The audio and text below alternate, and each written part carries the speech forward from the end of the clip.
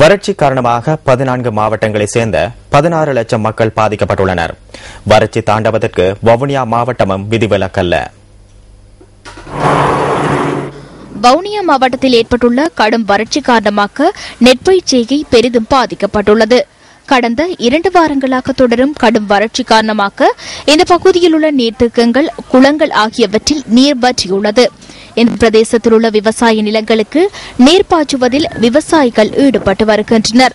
வவுனியா பேயாடி விழாங்குளத்தின் கீழே சிறுவோச்சையில் ஈடுபட்டாங்க. அப்போது வவுனியா மாவட்டத்தின் மழை வீழ்ச்சி குறைவினால எங்களுக்கு பாதிப்பு ஏற்பட்டுள்ளது.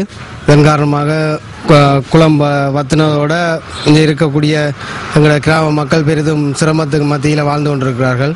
விவசாயத்தை தமது ஜீவனோபாய தொழிலாக மேற்கொண்டு வரும் விவசாயிகள் வறட்சி காரணமாக தமது வருமானம் பாதிப்படைந்துள்ளதாக தெரிவிக்கின்றனர்.